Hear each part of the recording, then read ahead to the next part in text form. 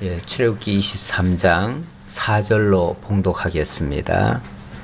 네가 만일 네 원수의 기르는 소나 나귀를 보거든 반드시 그 사람에게로 돌릴지며 네가 만일 너를 미워하는 자의 나귀가 짐을 싣고 엎드러짐을 보거든 그것을 버려두지 말고 그것을 도와 그 짐을 부릴지니라. 너는 가난한 자의 송사라고 정의를 굽게 하지 말며 거짓 일을 멀리하며 무죄한 자와 의로운 자를 죽이지 말라. 나는 악인을 의롭다 하지 아니하겠노라. 아멘. 우선 7절까지 봉독해 드렸습니다. 출애굽기 23장의 내용은 율례에 거듭된 내용이 되겠지요. 이 율례는 앞으로 약속의 땅 가나안에 들어가게 되는데 그곳에 들어가서 지켜야 할 거룩한 백성들의 규범이 되겠습니다. 근데 이 율례에는요, 율례의 바탕에는 하나님의 긍휼과 자비가 있습니다. 그래서 지난주에 말씀 속에서 보면 고아나 과부나 나그네 등 그 약자들을 돌보라고 그렇게 말씀을 하셨습니다. 그러면서도 또 한편으로는 동시에 재판할 때 인정에 매여서 공정을 잃지 않도록 하라고 또 말씀하신 부분도 있습니다. 다시 말하면 하나님의 사랑이 이 율례를 통해서 계시가 되어야 하고, 또 하나는 사랑뿐이 아니라 하나님의 공의에 대해서도 바르게 증거되어야 된다, 그런 얘기죠.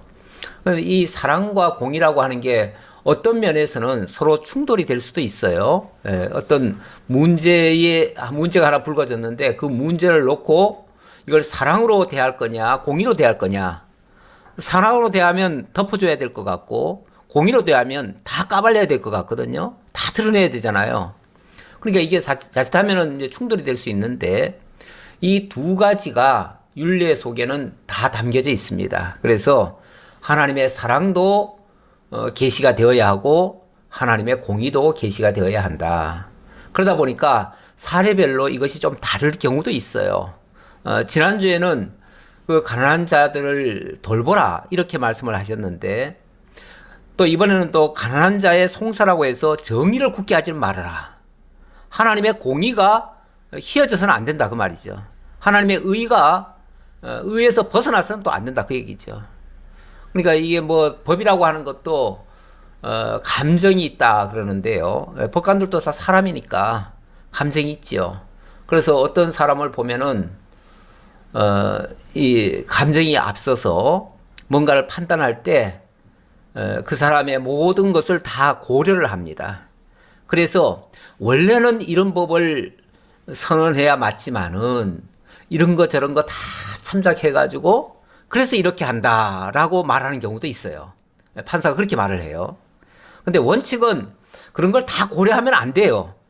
다 고려하지 말고 그냥 정한 대로 그냥 선언하는 게 맞아요.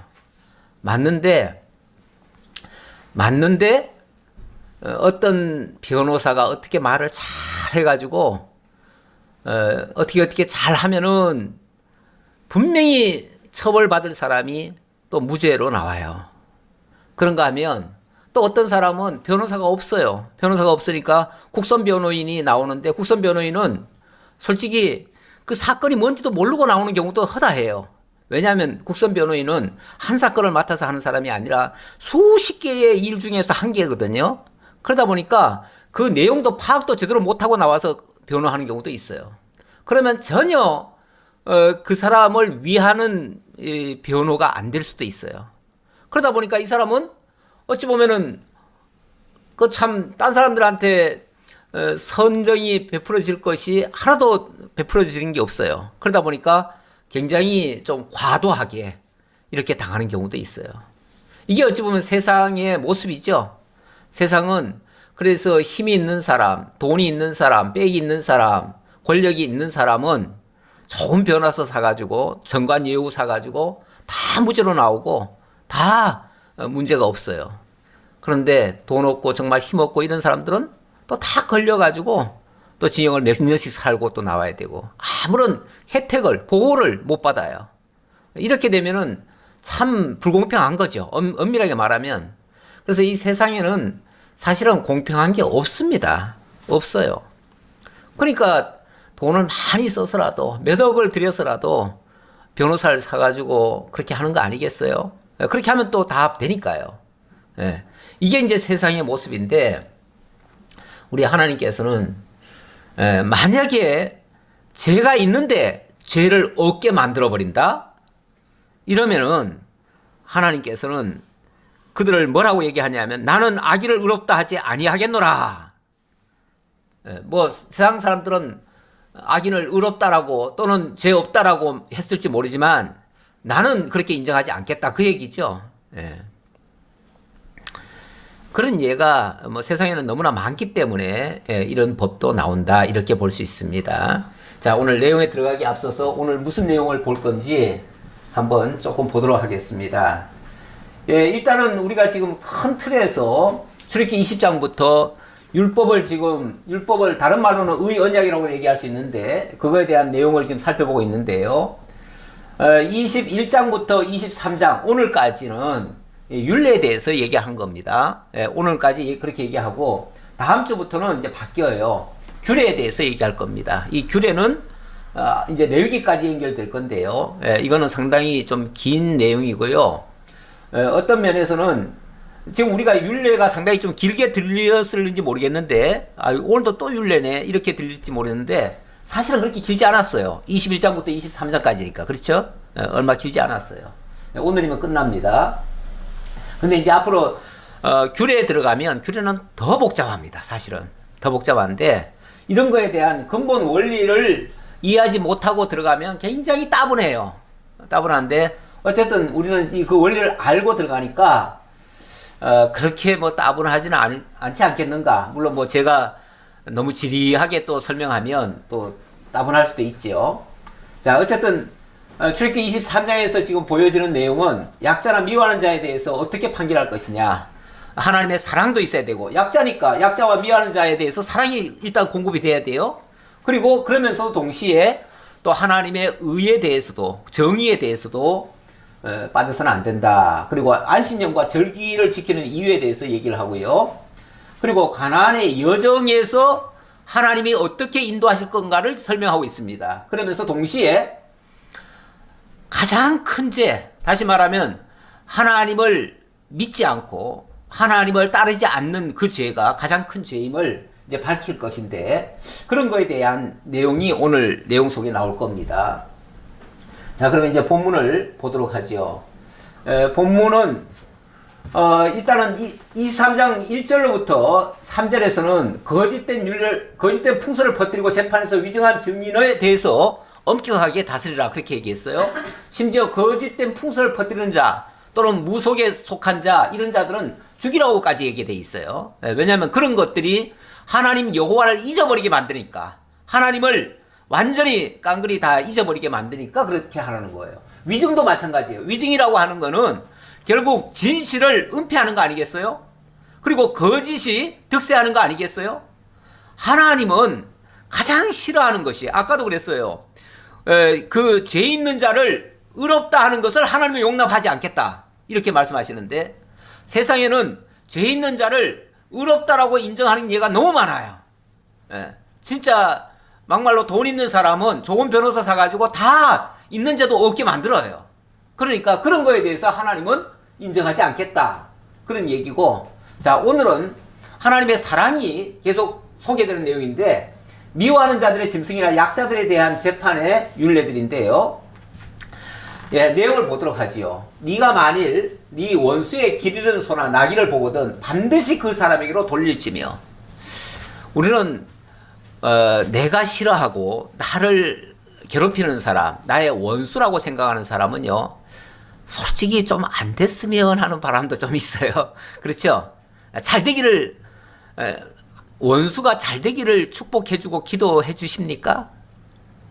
정말 사랑이 많으신 분들은 그렇게도 하기는 하는데 그렇게 하는 예는 드물지요. 드물어서 일반적으로는 그러니까 일반적인 얘기를 일단 하는 거예요. 일반적으로는 원수가 안 되기를 바라는 경우가 많아요. 예. 진짜 정말 미운 사람은, 꼴보기 싫은 사람은, 우리 옛날 말에도 있잖아요. 나를 버리고 가신 님은 십리도 못 가서 뭐 하라고요? 발병 나라고. 십리도 못 가서 발병 나라고 어떻게 보면 축원하잖아요. 이거 빌잖아요. 예. 그러니까 나를 괴롭히는 사람은 가다가 꼬꾸라지든지 발목이 부러지든지 뭐 사고라도 나든지 이렇게 됐으면 고소하다라고 생각할 수도 있어요. 근데 하나님 뭐라고 그러냐면은 너의 원수라도, 원수라 또는 원수의 기르는 소나 나귀를 보더라도 그 사람에게 반드시 돌려줘라.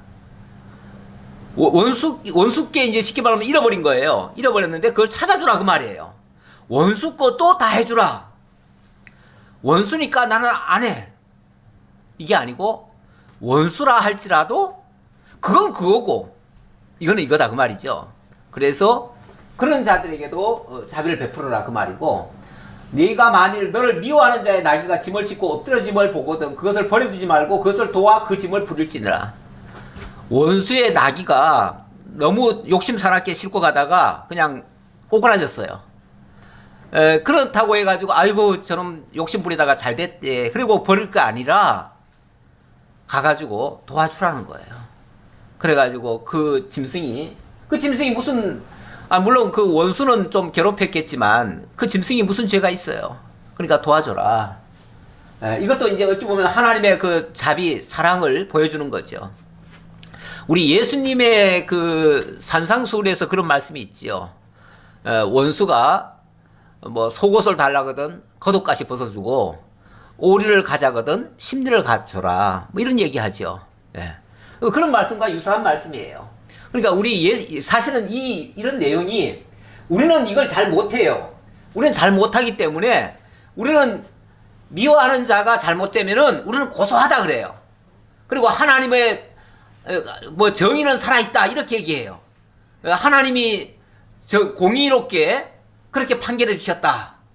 나의 원수를 갚아주셨다. 뭐 이렇게도 고소하게 생각하는 경우도 있어요. 근데 하나님은 그렇지 않아요. 하나님은 그 원수라 할지라도 자비를 베풀라는 거예요. 예. 그리고 너는 가난한 자의 송사라고 정의를 굳게 하지 말며 거지들을 멀리하며 무죄한 자와 의로운 자를 죽이지 말라. 무죄한 자와 의로운 자를 죽이지 말라. 나는 악인을 의롭다 하지 아니하겠노라. 무죄한 자와 의로운 자를 만약에 죽인다면 이거는 그 자체가 악인인데 그러니까 그 사람이 악인이 아니라 그렇게 남을 모해하고 남에게 죄를 뒤집어 씌우고 그를 갖다가 결국은 죽게 만들고 이렇게 하는 경우가 있다면 그 사람이 악인이잖아요. 그 사람 악인을 의롭다 하지 아니하겠노라. 결국은 모든 재판관 위에 사실은 하나님이 계십니다. 모든 지도자 위에 하나님이 계십니다. 그래서 최종적인 판결은 하나님이 하실 겁니다. 세상에서는 억울하게 누명 쓴 사람도 참 많아요. 가끔씩 그 재심 변호사, 옛날에 과거에 아주 억울한 일을 당했던 사람들이 있습니다. 그런 사람들이 정말 너무너무 한스럽게 그 억울한 일을 당하고 사회법정에서 판결 받아가지고 사형에 처해진 사람이 있어요. 어떤 사람은 하루아침에 갑자기 예를 들어서 신문사 사장인데 하루아침에 공안에서 잡아가더니만 그냥 간첩해가지고 그 다음날 사형 선고해가지고 그 다음날 바로 죽여버렸어요. 근데 나중에 다 조사해보니까 그런 적이 없어요. 간첩한 적이 없어요. 그런데 간첩이라고 해가지고 죽인 예가 무수히 많습니다. 우리나라 과거 군사정부 때 그런 일이 많았어요. 근데 나중에 재심을 해보니까 그런 적이 없어요. 그런 일을 한 적이 없어요. 다만 정부에 대해서 좀 미운 소리는 했겠죠. 바른 소리는 했겠죠. 원래 언론들은 그런 걸 하잖아요. 그랬다고 해가지고 잡아다가 바로 간첩 누명 씌워가지고 죽여버린 예. 근데 이제 그것이 몇십 년 후에 다시 확인을 해보고 다시 재판을 해보니까 다 무죄인 거예요. 그런데 무죄면 뭐해요? 이미 다 죽었는데. 그런데 그렇게 의로운 자를 죽여버린, 무죄한 자를 죄 있게 하고 의로운 자를 죽여버린 이런 자를 하나님은 의롭다 하지 않겠노라. 뭐 판사가 판결했으니까 의롭겠지요. 아니, 판사도 판결을 의롭게 하지 않은 예가 너무 많아요. 너무 많아요. 특히 그 독재 정권에서는 더 그렇습니다. 지금도 북한이나 저 뭐 외국의 독재 정부들에서는요, 이런 일이 다반사로 일어나고 있습니다. 예. 그냥 정적들은 다 잡아다가 결국은 다 무죄한 자가 아니라 그냥 이렇게 무죄한 자를 죽이는 거죠. 무죄한 자를 죄인으로 만들어가지고 죽여버리는 거죠. 예. 무지막지한 시대인데, 그렇게 하면 세상에서는 그게 통할는지 모르겠지만 하나님은 용납하지 않겠다, 그 말이죠. 하나님은 용납하지 않겠다. 그러니까 하나님의 사랑과 공의에 기반한 율례다, 이렇게 보시면 되겠고요. 자, 그 다음, 너는 뇌물을 받지 말라. 뇌물은 밝은 자의 눈을 어둡게 하고 의로운 자의 말을 굳게 하느니라. 너는 이방 나그네를 압제하지 말라. 너희가 애굽 땅에서 나그네 되었은즉 나그네의 사정을 아느니라. 물론 약간씩 다른 의미인데 같은 걸로 지금 묶어놨습니다. 어쨌든 거기에 다 해당되니까요. 이 뇌물이라고 하는 게 이게 사람을 이 변질을 시켜버립니다. 뇌물은 밝은 자의 눈을 어둡게 하고 의로운 자의 말을 굳게 한다. 밝은 자의 눈은 어둡게 만들고 의로운 자의 말은 굳게 만드는 효력이 이 뇌물에 있습니다. 막말로 돈이면 안 되는 게 어딨어, 이런 말이 있잖아요. 돈이면 다 된다. 그 돈이면 된다는 말이 결국 뇌물 주고 다 한다, 그 소리죠. 물론 뭐 비공식적으로 주는 것을 뇌물이라고 보통 얘기를 합니다. 그런데 공식적으로 변호사를 사가지고 하더라도요, 변호사에게 한 건 할 때마다 1억씩 준다. 어떤 사람은 10억도 줘요. 그러면은 1억씩 받고 어떻게 그 사람을 어떻게 해서든지 무죄로 만들 거 아니겠어요? 예. 그러면 1억씩을 왜 주겠어요? 결국은 1억씩 준다는 거는 그게 결국은 뇌물인 거예요. 그렇지 않겠어요? 뇌물을 받은 사람은 밝은 자의 눈도 어둡게 만들어요. 쉽게 말하면 뒤집기도 해요. 그리고 의로운 자의 말도 굳게 만들어요. 아무리 바른 소리를 해도 그 상대를 완전히 꺾어버릴 수가 있고요. 그 돈의 힘으로. 그 돈은 또 어디서 나오겠어요? 그게 뭐 소위 말해서 지금 우리나라 사정으로 보면 다 정관예우라고 하는 것 때문에 그게 가능한 겁니다. 아니, 어떻게 1억을 준다고 해가지고 죄 없는 사람이 죄가 되고 죄 있는 사람이 죄가 안 됩니까? 그거는 그 정관예우 때문에 가능한 겁니다. 정관예우라고 하는 거는 과거에 고위층에 있던 사람들을 말이면 무조건 다 봐주는 거예요, 판사들이. 변호사가 누구냐를 보고, 아, 저 변호사가 옛날에 뭐 고검장이다 뭐다 높은 조위에 있었다 그러면은 그 사람이 말하는 건 다 들어주는 거예요. 그러니까 결국은 그게 다 서로 주고받고 그냥 거저가 하겠습니까? 다 주고받고 하는 게 있지요. 사실 우리나라의 이 모든 사법체계, 이 법의 공의가 다 무너지는 거는요, 이 정관예우 때문에 그렇습니다. 이 정관예우라고 하는 거는 진짜 모든 권력을 다 독점하기 때문에 그렇습니다. 예. 아니, 사법고시에 한번 패스했다고 그 사람은 변호사도 하고 판사도 하고 검사도 하고 다 할 수 있습니다. 나중에 다 직위 떨어져도 또 변호사로 어마어마하게 1년에 뭐 10억대 이상을 법니다. 이러니 그 권력을 놓으려고 하겠습니까? 놓을 수가 없지요. 그럼 그 권력이 어디서 나옵니까? 결국은 그만한 권한을 주니까 이게 가능한 겁니다. 결국 이게 다 뇌물에 의해서 모든 세상의 공의가 무너져 나가는 겁니다. 우리 하나님은 당신이 공의로우신 분이기 때문에 이 공의롭지 못한 것을 가장 정말 옳지 않게 보십니다. 가장 악하게 보는 겁니다. 그래서 그런 자들을 용납하지 말아라, 그 얘기죠. 그리고 이방 나그네를 압지 하지 말라. 이거는 여러 번 나온 말인데요. 이방 나그네. 다시 말하면 이방 나그네는요, 너무너무 힘이 없어요. 아니, 나그네도 힘이 없는데 이방인 나그네예요. 이방인 나그네면은 이 나라에 무슨 뭐가 있습니까? 이 나라에서 권리 보장받을 권리가 하나도 없어요. 그런 사람 같으면요, 세상에서 아무도 안 도와줍니다. 아무도 안 도와줘요. 그런데 하나님 뭐라고 그러시냐면, 그런 자들을 압제하지 말아라. 그런 사람들을 억울하게 하지 말아라. 왜냐하면 너희도 애굽 땅에서 나그네 아니었었느냐, 그 말이죠. 사실 가끔씩은 저 외국인들이 우리나라에 와가지고 우리나라에서 못된 짓 할 때가 있습니다. 당연히 있죠. 사람이 다 우리나라 사람이라고 못된 짓 안 하겠으며 그 사람들이라고 꼭 못된 짓 하겠습니까? 그 사람들도 못된 사람도 있고 나쁜 사람, 좋은 사람도 있겠죠. 근데 어쨌든 뉴스에 나오는 거는 꼭 못된 사람만 나오지요. 예. 그런데 외국인들이 우리나라에 와서 못된 짓 했다고 해가지고 그런 사람들은 추방을 해라, 절대 다시는 못 들어오게 해라, 다 죽여라, 막 이런 식으로 이제 나오는데, 우리 사정을, 그러니까 우리 입장만 생각한 거지요. 우리 입장만 생각한 것이고, 예, 그들의 그것을 전혀 고려하지 않은 겁니다.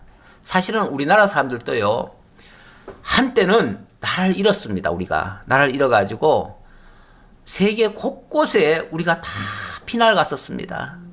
미국에도 많이 가 있었고요. 멕시코 별의별 나라, 진짜 안 간 나라가 없어요. 예, 안 간 나라가 없을 정도로 그렇게 다 갔는데, 처음에 그곳에 가서요, 엄청나게 피해를 많이 입었습니다. 그들에게 완전히 종사를 했었습니다. 우리는 그들의 그 아픈 사정을 잘 모릅니다. 잘 모르는데, 그런 과정을 거쳐가지고 오늘날 우리가 되었습니다. 어찌 보면 그들이 그런 곳에 가가지고, 예를 들어서 하와이에 간 사람들이 하와이 사탕수수 밭에서 엄청나게 고통을 당하면서 거기서 버는 돈 조금씩을 갖다가 독립운동에 보내줬습니다. 그래가지고 그걸로 독립운동가들이 독립운동하는데 많이 썼습니다. 그러면은 그 엄청난 그 나그네 생활하면서 그 고통 당하면서도 조국을 위해서 헌신한 사람들이거든요. 그런 사람들이 억울하게 당하면은 얼마나 아프겠어요. 그런 사람들을 우리가 생각 안 한다면 어쩌겠어요. 그런데 지금 세계 곳곳에서 그 어려움 겪고 있는 사람들이 우리나라 와서 그렇게 또 어려움 겪는 사람들도 있습니다. 근데 그 사람들은 또 나름대로 자기네 그 나라, 그 어려운 나라를 위해서 조금이라도 또 하겠다고 또 그렇게 또 발버둥 칩니다. 우리 입장을 생각한다면, 우리 과거를 생각한다면, 우리도 그들을 정말 몰인정하게 해서는 안 되는 겁니다, 원칙은. 예, 그런데 우리는 원래부터 이렇게 잘 사는 나라인 줄 알고 사람들이 그들을 완전히 깔아뭉개고 무시하는 경향도 있습니다, 가끔씩은. 예, 근데 우리 하나님은 그런 것을 용납하지 않겠다, 그 말이에요. 그러면서 나그네의 사정을 아느니라. 이 사정을 알아야지요. 그래야 그 억울한 일이 없는 거죠. 그 다음 10절로부터 13절의 내용은, 일곱째에는 땅도 쉬고 일곱째 날도 쉬게 하는 율례들을 주십니다. 너는 여섯 해 동안은 너의 땅에 파종하여 그 소산을 거두고, 일곱째 해는 갈지 말고 묵혀두어서 내 백성의 가난한 자들이 먹게 하라. 그 남은 것은 들짐승이 먹으리라. 내 포도원과 감람원도 그리할지니라. 6년간은 농사 짓죠. 농사 짓고 7년째는 안식하라는 거예요. 안식. 이거는 사실 그 안식 일과 같은 의미예요. 같은 의미인데, 이 식물이라고 하는 거는 일주일 만에 바뀌는 건 없잖아요. 이거는 한 7년이 돼야 바뀌는 거죠. 그러다 보니까 이제 식물의 예를 든다면 6년 동안은 농사를 짓고 7년째에는 땅을 묵혀두면은, 그러면 이제 그거는 본인이 농사를 안 지었기 때문에 그거는 내 거다라고 할 수가 없어요. 그렇죠? 내 거다라고 할 수가 없어요. 내가 농사 지은 게 아니니까. 그리고 이제 그런데도 그래도 농사를 지었던 곳이니까 거기에 씨앗이 떨어져 가지고 다시 자라납니다. 그러면 거기서 나오는 거는 내가 농사 지은 게 아니고 어찌 보면 하나님이 농사 지어서 만들어 놓은 거니까 그거는 누구 몫이냐 하면은 이 가난한 자들 몫. 백성의 가난한 자들이 먹게 해라. 백성들 중에 틀림없이 가난한 자들이 있을 거 아니에요. 그들이 먹게 하고 그들이 먹고도 남는 게 있다면 그거는 또 들짐승이 먹으리라. 그러니까 그거 낭비 아니다 그 말이에요. 내가 안 거두고 내가 내버려 둔다고 해가지고 그게 낭비가 아니고 또 필요한 사람에게 하나님이 주시기 위한 방법이고 결국 그들도 안식을 얻어야 되니까 진짜 안식이 너희는 쉬어서 좋고요. 너희는 1년 동안 농사 안 짓고 너희들이 쉼으로 인해 가지고 그러니까 주인이 쉼으로 인해 가지고 거기에 딸린 그 종과 그런 사람들도 다 쉬게 되죠. 그래서 그 얘기하지요. 너는 6살 동안에 내 일을 하고 7째 날은 쉬라. 내 소와 나귀가 쉴 것이며 내 여종과 자식과 나그네가 숨을 돌리리라. 그러니까 사람에게는 6살 동안 이렇게 얘기했어요. 식물에게는 6년 동안 이렇게 얘기했고 그러니까 이 밭이나 이런 땅에 대해서는 6년간 이거는 6일간 일꾼들이 일 시키고 하루는 좀 쉬게 해줘라. 네가 쉼으로 인해서 그들도 다 안식을 얻을 거 아니냐 이 얘기했습니다. 이게 단순히 인간적으로 그 종들을 위해서 그렇게 하라는 얘기일까요? 그건 아니죠. 그러니까 역사적으로 말하면 역사적이라기보다도 실제적으로 말하면 이런 얘기이긴 한데 이것이 또 예언적인 의미가 있어요. 이 예언적인 의미는 장차 우리 모두의 주인이신 우리 주 예수 그리스도가 안식을 하심으로 죄와 사망 가운데 있던 모든 자들 그들이 바로 이 종과 이런 자들이죠. 소와 나귀, 여종의 자식, 나그네 이런 자들도 숨을 돌리게 될 것이다. 그들도 안식을 얻게 될 것이다. 그 말이죠. 그러니까 장차 우리 주 예수 그리스도께서 안식하심으로 그 죄와 사망 가운데 있던 모든 자들도 참 안식을 얻게 될 것이다. 이걸 가르쳐 주기 위해서 예언적으로 이렇게 하신 말씀입니다. 지금 우리가 율례를 지금 배우고 있지만 율례가 다이렉트로 우리에게 이렇게 하라 저렇게 하라 지금 말씀하시는 게 아니고 일단은 역사적으로 있었던 일에 대해서 그것을 깨닫게 해요. 역사 속에서 하나님이 행하신 일을 기억나게 하고 깨닫게 하는데 1차적인 목표가 있어요. 그리고 2차적으로는 예언적으로는 이것이 장차 그리스도를 통해서 이루실 것에 대한 언약인 거예요. 그래서 이걸 지금 언약이다 이렇게 지금 말씀드린 거예요. 그래서 이런 시각에서 이거를 이제 받으셔야 이걸 오해를 하지 않습니다. 안 그러면 이걸 자꾸 우리 보고 지금 현재 우리가 이렇게 해야 된다라고 자꾸 가리키니까 이거는 무거운 짐으로 다가올 수밖에 없습니다. 근데 그거는 아니고요. 바로 이렇게 역사적인 하나님의 교훈과 예언적인 하나님의 언약이 담겨져 있는 내용이다. 이렇게 보시면 되겠습니다. 자, 그 다음 내가 내게 이런 모든 일을 삼가 지키고 다른 신들의 이름은 부르지도 말며 내 입에서 들리게도 하지 말지니라. 다른 모든 일은 지금 이렇게 말씀한 거를 다 지키면서 지킨다는 말은 잊지 말고 기억하고 그 말이에요.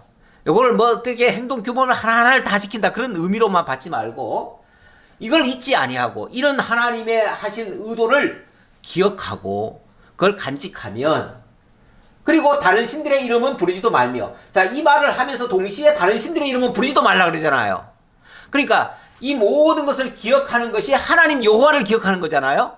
하나님 여호와를 부르게 되는 거잖아요. 그러니까 하나님 여호와를 부르는 것이 원칙이고 다른 신들의 이름은 부르지 않는 것이 원칙이다 그 말이에요. 자, 그 다음 이번에는 매년 반드시 지켜야 할 무교절, 맥추절 그리고 수장절에 대해서 소개를 합니다. 이번에는 절기입니다. 절기. 날과 절기인데 너는 매년 3번 내게 절기를 지킬지니라. 3번이라고 했는데 이 3대 절기라고 하지요. 이 이스라엘 남자들은 반드시 이걸 지켜야 된다. 이렇게 아예 명령으로 하셨어요. 너는 무교병의 절기를 지키라. 그 첫 번째가 뭐냐면 바로 이 무교병의 절기입니다. 내가 네게 명령한 대로 아비월에 정한 때에 1회 동안 무교병을 먹을지니 이는 그 달에 네가 애굽에서 나왔음이라. 빈손으로 내 앞에 나오지 말지니라. 이 무교병을 지키라고 하는 이유는 너희가 아비벌에 정한 그날에, 바로 이 무교병 먹던 그날에, 그러니까 1월 15일이죠. 1월 15일. 1월 15일 날 너희들이 나왔는데, 그거를 기억하려면 네가 애굽에서 나왔으면 그걸 기억하기 위해서 무교병 절기를 지키고, 또 빈손으로 내 앞에 나오지 말지니라. 이 말씀 때문에 예배 드리러 올 때 빈손으로 오면 안 된다, 이런 말씀을 하시는 경우도 있는데, 이거는 이 절기 때를 얘기하는 겁니다. 일단 절기 때.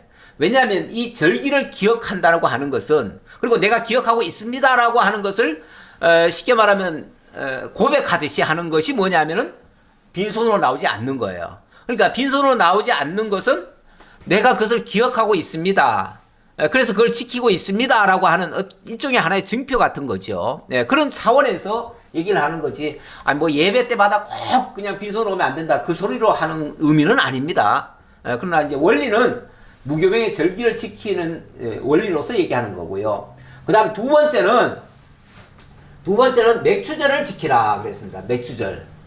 맥추절은 이는 네가 수고하여 밭에 뿌리는 것의 첫 열매를 거둠이니라. 물론 이것이 지금 당장 이렇게 지키라는 얘기는 아니에요. 왜 그러냐면 지금은 지킬래야 지킬 수가 없습니다. 지금은 광야고요. 광야에서는 뭐 밭에 뿌리는 것도 없고 수확 거둔 것도 없어요. 그러니까 이거는 결국은 장차 약속의 땅 가나안에 들어갔을 때 농사를 짓기 시작하면 그때부터 이 첫 수확을 거두게 될 것인데, 그걸 기억하고 그게 이제 하나님이 약속한 거다, 그 얘기죠. 그거 얘기하려고 이 맥추절을 얘기했고요. 세 번째는 수장절을 지키라고 그랬는데, 이 수장절이라고 하는 거는, 이거는 이제 네가 수고하여 이룬 것을 연말에 밭에서부터 거두어 저장함이니라. 연말에 밭에서부터 거두어. 그러니까 한 해가 시작되면서 무교절을 지키고요. 그리고 이제 50일 후, 맥추절은 이제 50일 후입니다. 50일 후입니다. 50일 후에 이제 농사가 이제 완성이 되어집니다. 그러니까 사실은 이제 이스라엘 절기가 우리하고 조금 달라요. 다른데 이스라엘은 그 보리를 파종하면 가을에 파종을 해가지고 봄에 거두는 거거든요.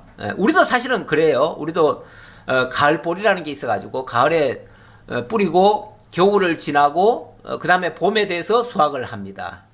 그렇게 해서, 그런데 이제 그때가 마침 언제냐면은 1월 15일로부터는 50일 후예요.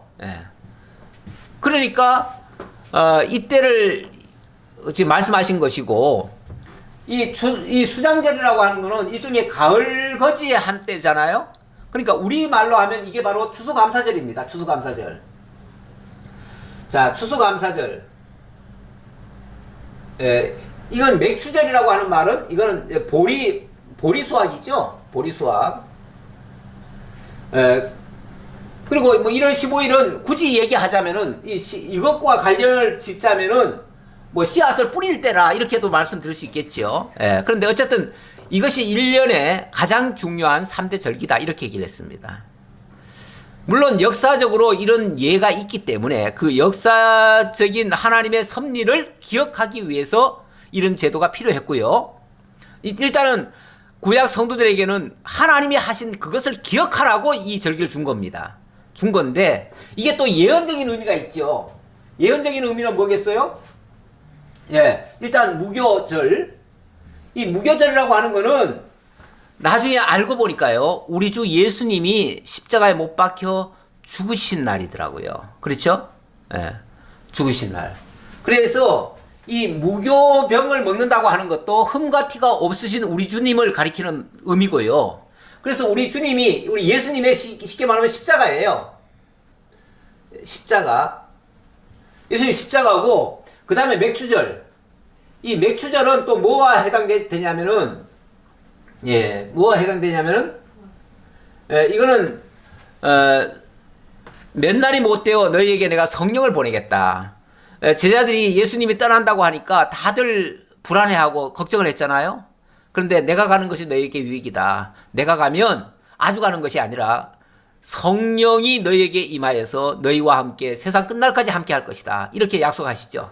약속하시고 부활 승천하신 후에 40일 만에, 그러니까 그게 결국은 부활 승천하신 날과 포함해서 하면은 50일째 되는 날이에요. 그걸 이제 오순절이라고 하는데요. 신약의 의미로는 오순절이라고 하는데, 이 오순절이 바로 성령 강림입니다. 그러니까 오순절은 곧 성령 강림절이에요. 그러니까 성령이 하나님의 백성들에게 임하여서 세상 끝날까지 떠나지 아니하고 함께 하시는 걸 얘기하는 거예요. 그리고 그 다음에 수장절이라고 하는 거는 곧 이제 오늘날로 말하면 추수감사절이라고 했죠. 추수감사절. 그런데 이 날이 바로 무슨 의미냐 하면은 나중에 예언적으로 보면은 우리 주님이 다시 오신다고 말씀하십니다. 다시 오셔서 모든 당신의 택한 백성들을 다 이끌겠노라. 다 천국으로 인도하시겠다. 그러니까 그 말을 하실 때 예수님이 그렇게 얘기해요. 열매를 추수하러 온다. 이렇게 말씀하세요. 추수. 그러니까 당신의 택한 백성들을 모두 거두어서 천국 창고에 드리는 거, 그걸 추수라고, 영적 추수라고 얘기를 하지요. 결국 우리 주님이 다시 재림하실 것을 얘기하는 거예요. 재림. 그래서 예수님의 재림을 예언적으로 알게 하기 위한 절기가 되는 거죠. 그러니까 구약의 날과 절기라는 게 단순히 진짜 날짜, 진짜 어떤 축제하라고 하는 의미가 아니에요. 날과 절기 그 자체를 지키라는 의미가 아니라 그 날과 절기 속에 담겨 있는 하나님의 의도, 하나님의 계획, 하나님의 앞으로의 그 프로젝트를 우리로 하여금 기억하고 알게 하고 바라보게 하려고, 과거 역사로 말하면 그걸 기억하게 하고, 미래로 말하면 그걸 바라보게 하려고, 그걸 소망하게 하는 거죠. 우리는 이걸 바라보면서 가는 거 아니겠어요? 예수님 오심으로 말미암아 우리의 삶이 새롭게 시작됐고요. 성령이 오심으로 말미암아 우리가 주님과 동행하게 되었고요. 이 주님과 동행하는 사람은 사실 뭐 이 땅에 있으나 천국 가나 똑같아요. 왜요? 우리가 주님 여기서도 하나님과 함께하고 거기서도 주님과 함께하니까 이거는 결국은 우리 주님과 함께 영원히 사는 것과 같아요. 이런 자들에게 예수님이 그렇게 말씀하시죠. 나는 죽어도 살겠고 살아서 나를 믿는 자는 영원히 죽지 아니하리라. 그러니까 삶과 죽음이라고 하는 경계선이 무너지는 거예요. 그래서 여기 살아도, 그래서 내가 살아도 주를 위하고 죽어도 주를 위한다, 뭐 이런 표현도 쓰는데, 사나 죽으나 주의 것이로다, 뭐 이런 표현도 하고요. 여러 가지 표현을 하시는데, 결국 우리 주님과 함께 사는 거, 그것이 어찌 보면 수장절을 우리가 지금 바라보고 있는 거예요. 그 속에 참여하고 있는 거나 마찬가지예요.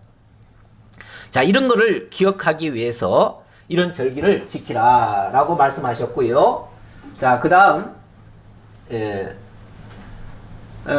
좀 더 봅시다. 내 모든 남자는 매년 3번씩 주 여호와께 보일지니라. 매년 3번씩 이거 잊지 말라고, 잊지 말라고 항상 지켜라 그 말이죠. 너는 내 제물의 피를 유교병과 함께 드리지 말며 내 절기 제물의 기름을 아침까지 남겨두지 말지니라. 이 제물의 피 유교병과 함께 드리지 말며, 그러니까 아까도 무교병 얘기했는데, 무교병이라고 하는 거는 누룩 없는 걸 얘기하고요, 유교병이라고 하는 거는 누룩이 있는 걸 얘기해요. 그런데 이런 절기는 우리 하나님의 특별한 역사를 지금 보여주는 거기 때문에 거기에 흠과 티가 있으면 안 되는 거죠. 그래서 그런 것들이 참 들어가지 못하도록 하고, 그것도 또 남겨두지 말라고 하는 거는, 그것이 남겨지거나 넘어가게 되면 그게 뭐가 되냐면 그 의미가 퇴색이 돼버려요. 그래서 그 의미를 기억하려면 그날만 지켜라 그 얘기죠. 그날만. 그 다음날 뭐 이게 남겨놨다가 나중에 먹자 이러지 말고, 거기서 썼던 거는 그날 다 소화하라 이런 얘기죠. 내 토지에서 처음 거둔 열매 가장 좋은 것을 가져다가 너희 하나님 여호와의 전에 드릴지니라. 너는 염소 새끼를 그 어미의 젖으로 삼지 말지니라. 뭐 약간 요것과 요거는 약간 좀 다른 얘기 같기는 한데, 어쨌든 지금 절에 다 담겨져 있습니다. 처음 거둔 열매의 가장 좋은 것을 너희 하나님 여호와의 전에 드릴지라 라고 했어요. 처음 거둔 열매, 모든 첫 것, 이건 이제 하나님이 하셨다는 거, 하나님이 주인이라는 거, 이걸 기억하게 하기 위한 뜻이고요. 염소 새끼를 어미의 젖으로 삼지 말라. 염소 새끼와 어미, 이걸 동시에 만약에 제물로 삼는다든지 이렇게 하면 뭐가 되죠? 완전히 멸절을 시켜버리는 결과가 되죠. 그러니까 어미면 어미, 새끼면 새끼, 이걸 동시에 해서는 안 된다. 그리고 어미를 제물로 삼는데 그 새끼가 먹을 것으로 그렇게 해서는 안 된다.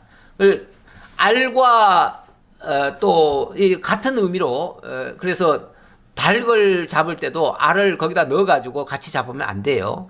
근데 같이 먹는 경우가 많지요. 우리 말에는 꽁도 먹고 알도 먹고 뭐 그런 말 하지요. 한꺼번에 일망타진해서 다 잡아먹는, 그게 이제 무지막지한 세상 법인데 우리 하나님께서는 그렇게 일망타진하는 걸 절대 허락하지 않습니다. 그냥 새를 잡으면요, 그 알은 잘 보존을 하도록, 왜냐하면 그 새가 다시 새끼를 까야 될 거 아니겠어요? 예, 그러려면은, 왜냐하면 생육 본성을 하기는데 완전히 멸절시키면 안 돼요. 그래서 우리 하나님께서 그런 걸 금하게 하십니다. 예, 그 다음 20절로 33절에서는 가나안의 여정에, 그러니까 가나안으로 가는 길에 하나님의 사자가 인도하실 것을 약속하는 그런 하나님의 약속의 말씀입니다. 이거는 이제 앞으로 이제 율례를 이제 마무리 짓습니다. 마무리 짓는데 너희가 이제 약속의 땅으로 가야 된다. 약속의 땅으로 가야 되는데 그곳에 가기까지 내가 인도해 줄게.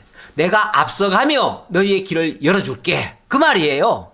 그 말을 하나님 하시는 겁니다. 우리가 이제 지금 그러니까 율례를 얘기했잖아요. 율례를 얘기하는데 이걸 이제 잘못 들으면 어떻게 이해를 하냐면은 우리가 율례를 잘 지키면 하나님이 약속의 땅 가나안으로 인도하고, 만약에 우리가 잘못 지키면은 중간에서 다 죽여버린다. 아니면은 약속의 땅 못 들어간다. 이렇게 생각할 우려가 있습니다. 이거는 이제 이 율례를 우리가 지켜야 될 규범으로 받아들이면 그렇게 됩니다. 그런데 그게 아니고 하나님께서 내가 너희의 길을 인도할게, 그 말이에요. 인도할게.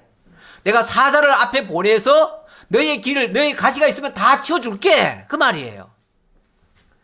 그래서 하나님이 어떻게 얘기하시냐면 내가 사자를 너의 앞서서 보내어 길에서 너를 보호하여 너를 내가 예비한 곳에 이르게 하리니, 하나님이 준비해 놓은 가나안 땅 있잖아요. 그 가나안 땅을 하나님이, 여기가 가나안 땅이니까 여기를 하나님이 준비해 놓고 지금 여기서 지금 광야죠. 광야인데 시내산입니다. 시내산 여기에 지금 있는데 사실은 이스라엘 백성들은 며칠이면 갈 줄 알았어요. 그런데 지금 하나님이 지금 빙빙 돌리고 계시잖아요. 그래서 언제 갈지 몰라요. 막막해요. 그런데 하나님 뭐라 그러냐면 내가 사자를 너의 앞서서 보내서 반드시 들어가게 할게, 그 말이에요. 들어가게 하는데 그 과정에 어떻게 하실 건가? 너희는 삼가 그의 목소리를 청종하고 그를 노엽게 하지 말라. 그가 너희의 허물을 용서하지 않을 것은 내 이름이 그에게 있음이니라. 자, 그런데 여기 하나의 조건이 있어요. 조건이 뭐냐면은 너희는 삼가 그의 목소리를 청종하고 그를 노엽게 하지 말라. 하나님이 인도해 가는데 사자를 먼저 보내주겠대요. 근데 사자가 하나님의 이름으로 뭐라고 해줄 거 아니에요. 그런데 그 말을 청종해라. 그 말을 거스르지 말아라. 그를 노엽게 하지 말아라. 그러니까 여호와의 사자가 와서 인도할 때에 그걸 거스르지 말아라, 그 얘기죠. 왜? 하나님이 지금 하나님의 이름으로 사자를 보냈으니까 하나님의 사자의 말을 들어줘라, 그 말이죠. 그러면서 만약에 안 듣는다면은 용서하기가 어렵다, 그 말이죠. 그러면서 왜냐면 내 이름이 그에게 있음이라. 내 이름이, 하나님의 이름 여호와가 그 사자에게 그 이름을 주어서, 원래 사자는요 자기 독자적으로 뭘 하는 사람이 아니고, 존재가 아니고 보내신 자의 뜻을 따라서 하는 겁니다. 그러니까 보내신 자의 이름으로 하는 거예요. 그러니까 여호와의 사자는 여호와의 이름으로 하는 거예요. 네가 그의 목소리를 잘 청종하고 내 모든 말대로 행하면 내가 네 원수에게 원수가 되고 네 대적에게 대적이 될지라. 그러니까 원수가 앞에 있다고 해가지고 그 원수를 대적하겠다면서 여호와의 사자를 거부하는 경우도 있어요. 그러니까 하나님의 말씀을 들으면은 그 원수를 하나님이 알아서 다 제거해 줄 텐데 그 원수 때문에 내가 하나님의 말씀을 거역하는 경우가 있다 그 말이에요. 그런데 그러지 말아라. 그냥 그의 말만 들으면은 다 형통하게 해준다 그 얘기죠. 자, 그러면서 넘어가 봅시다. 내 사자가 네 앞서가서 너를 아모리 사람과 헷 사람과 브리스 사람과 가나안 사람과 히위 사람과 여부수 사람에게로 인도하고 나는 그들을 끊으리니 너는 그들의 신을 경배하지 말며 섬기지 말며 그들의 행위를 본받지 말고. 자, 일단은 사자가 앞서가서 하는 일이 뭐냐면 아모리 사람, 헷 사람, 브리스 사람, 이게 이제 가나안 7족속들이죠. 가나안 7족속을 하나님이 다 진멸시켜 줄 거다 그 말이에요. 나중에 보면 이스라엘 백성들이 이제 요단강을 건너서 이제 넘어가잖아요. 넘어갈 때 보면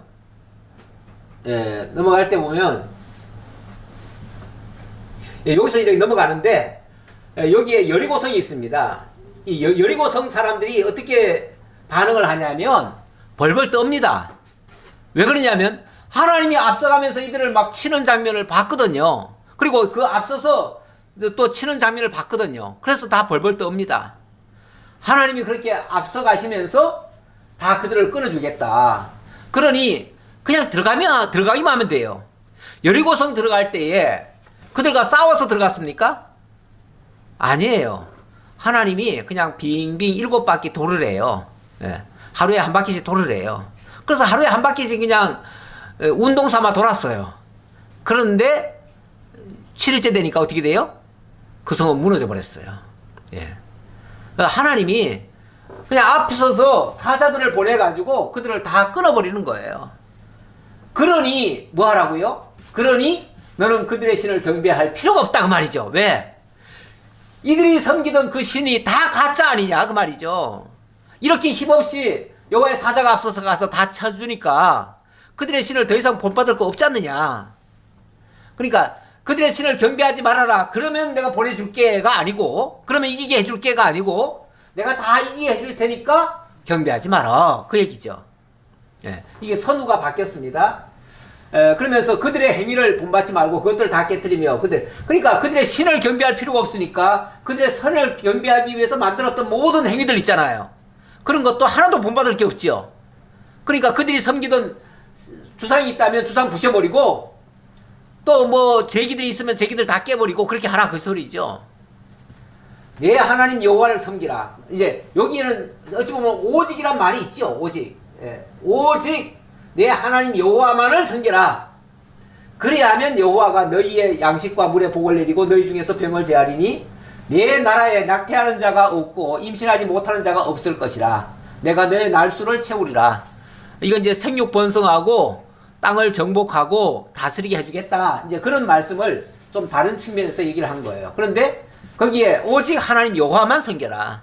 하나님 여호와가 이 모든 것을 너희에게 해주실 것이다. 그 얘기예요. 내가 내 위엄을 너의 앞서서 보내어 네가 이를 곳에 모든 백성을 물리치고 내 모든 원수들이 내게 등을 돌려 도망하게 할 것이며 내가 왕벌을 내 앞에 보내리니 왕벌을 내 앞에 보내리니 그리고 아까는 내 위엄을 내 앞서 보내요 이렇게 얘기합니다.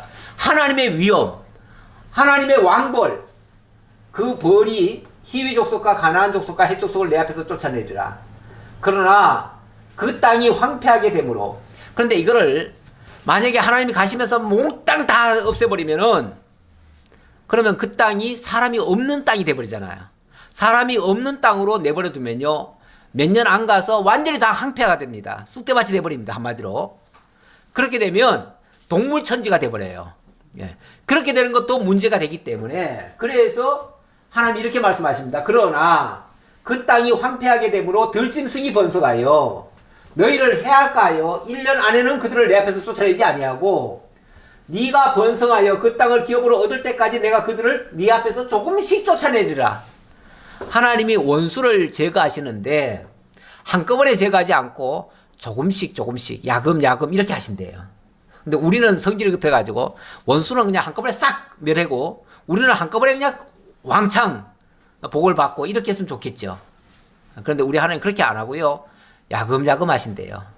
그리고 어찌 보면 하나님의 섭리를 한꺼번에 다 보여주고 다 믿으라고 하는 게 아니라 날마다 어찌 보면 일용할 양식처럼 하나님이 공급해서 그것을 가지고 하나님 배워가면서 하라는 거예요. 그래서 사실 우리가 한꺼번에 다 얻으면 좋지만요. 한꺼번에 다 얻고 나면요. 그 다음부터는 허탈해져요. 그 다음에 할 일이 아무것도 없어져요. 구원도 하루아침에 다 얻어버리고 끝나면요. 우리 이 땅에 남을 이유도 없잖아요. 남을 이유도 없고 더 이상 배울 것도 없어요. 그러면 좋을 것 같지만 그게 좋은 게 아닙니다. 내가 너의 경계를 홍해에서부터 블레셋 바다까지 그리고 광야에서부터 강까지 정하고 이 광야에서부터 강까지란 말은 이게 유브라데 강을 얘기하는 겁니다. 예, 유브라데 강. 유브라데. 예, 정하고 그 땅의 주민을 내 손에 넘기리니 내가 그들을 내 앞에서 쫓아낼지라. 이게 이제 일찍이 아브라함에게 약속한 말씀이에요. 이 아브라함에게 뭐라고 그랬냐면 이게 애굽 하수 아닙니까? 애굽 하수에서부터 여기 유브라데 강이 있는데 이 유브라데 강까지 예, 여기까지의 이 땅을 전부 다 너에게 다 주겠다. 그 얘기를 하셨어요. 하셨는데 아브라함에게 약속한 대로 해주시겠다. 이제 그 얘기를 하신 겁니다. 자, 이렇게 할 테니 너는 그들과 그들의 신들과 언약하지 말아라. 너희는 나와 언약한 자들이니까 그들과는 언약하지 말라. 그들이 내 땅에 머무르지 못할 것은 그들이 너를 내게 범죄하게 할까 두려움이라. 예. 근데 왜 그들을 자꾸 쫓아내라고 하느냐? 그냥 사이좋게 지내면 안 되느냐? 우리가 이제 인간적으로도 생각해가지고 또 그렇게 말할 수도 있습니다.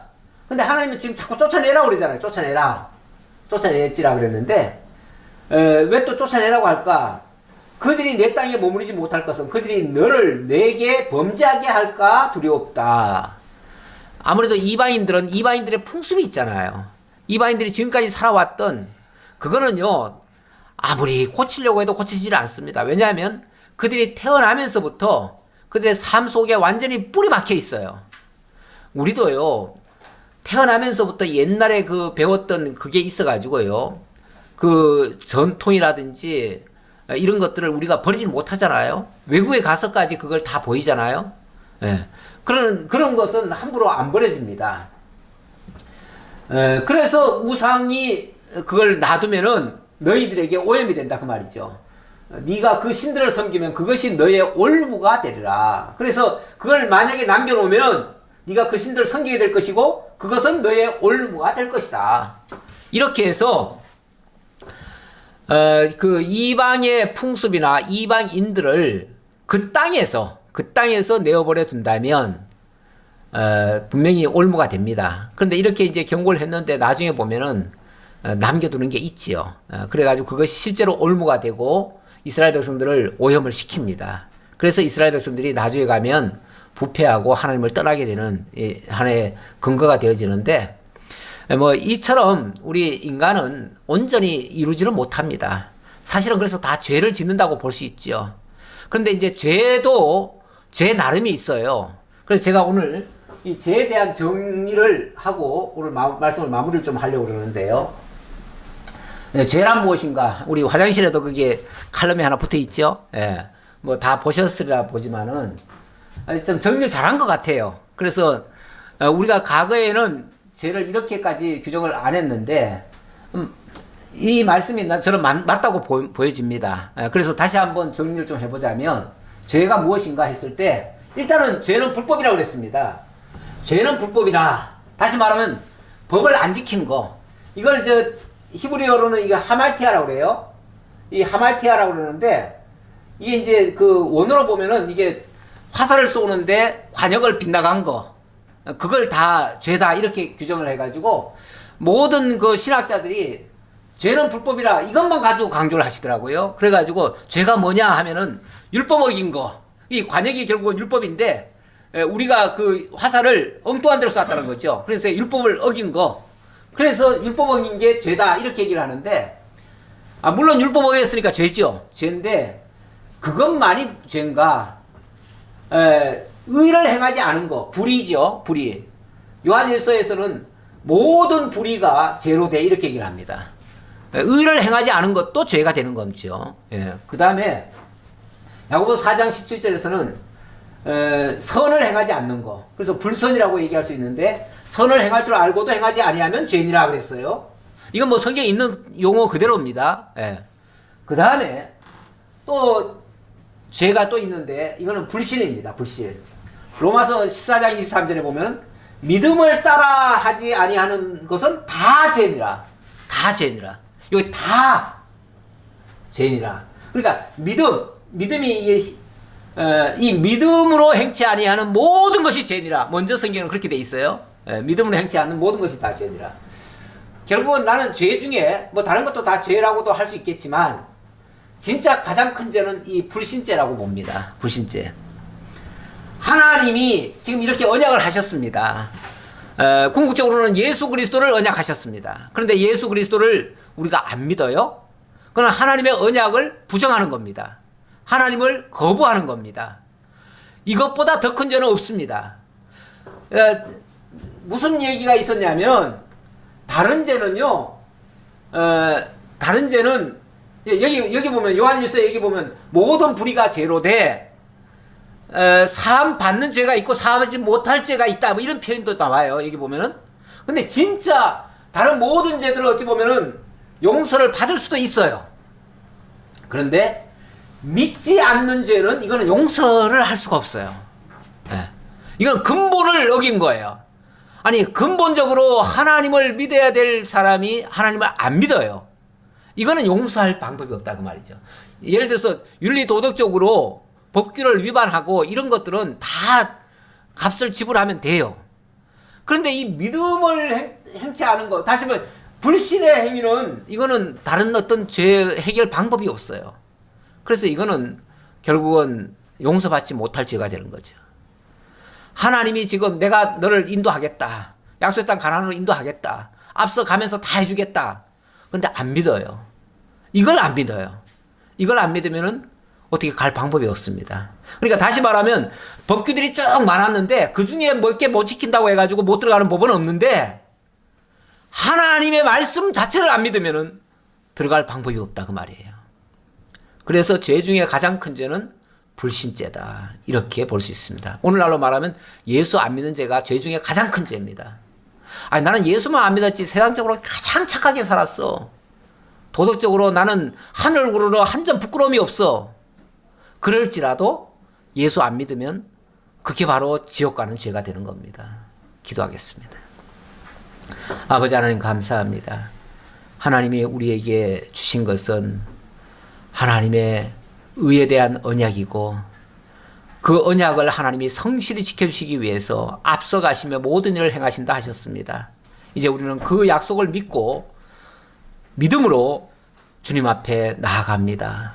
주님, 저희들을 이 믿음에서 탈선하지 않도록 늘 지켜주시고 앞서가시며 모든 일을 이루어 주시기를 원합니다.